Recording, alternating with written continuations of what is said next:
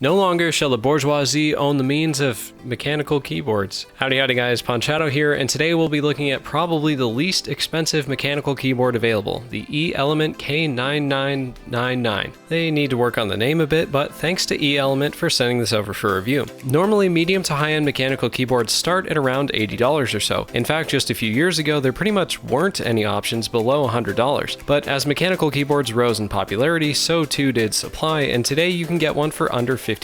This one, however, is only $30. That's barely more expensive than a plain rubber dome keyboard from your local electronics store. And this is an actual mechanical keyboard using cheap Chinese switches, but mechanical nonetheless. A lot of other boards branded as mechanical in this price range are actually just rubber domes with a bit of extra plastic to make it feel like one. This model is only available with blue switches, and fortunately they follow Cherry's naming scheme. These are tactile and quite clicky. In fact, if you're a fan of Cherry MX Blues, this keyboard can definitely fill your need for clicky keys. Here's what it sounds like compared to Cherry MX Browns.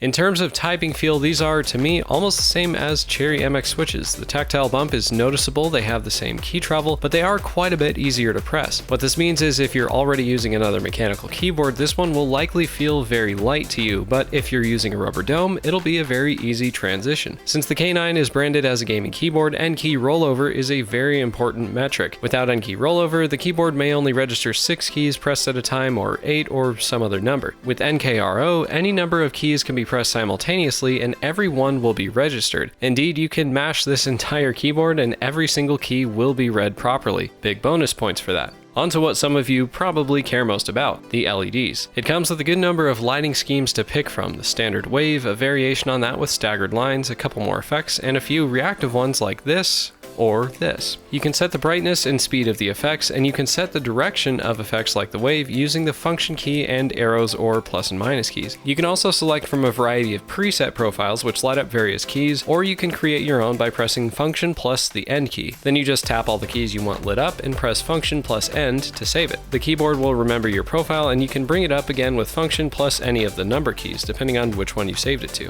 As for brightness, even at full strength, the LEDs aren't all that bright. In a well-lit room, they're not fantastic, but at night they do look pretty good. And to be completely fair, that's a problem I experience with a lot of RGB products at both ends of the price spectrum. And you probably also notice this isn't a true RGB keyboard. Each row is only one color, but then again, it is only $30. I will say I do like the entirely on-keyboard LED controls, since keyboard manufacturers very rarely know how to make good software. With this one, you don't have to deal with any software at all. The keyboard also includes shortcuts for some of the standard media keys: play, pause, volume up, down and mute, skip or reverse track, plus a few others like opening your web browser or email client. Personally, I much prefer dedicated media keys, but these are the next best thing. Now, is this keyboard gonna turn heads at your next LAN party? Probably not. But if you want to try out a mechanical keyboard on a really tight budget, or you just don't want to drop $80 on something you might not even like, this keyboard is a great way to test the waters. Follow the link in the description to pick one up for yourself. Hit subscribe and click the bell icon to get notified of new videos as soon as they're up. So guys, if you like this video, hit the like button. If you want to see more, hit subscribe, and if you have any questions on the K9999, leave them in the comments below. Thanks for watching, I hope I helped, and I'll see you in the next video.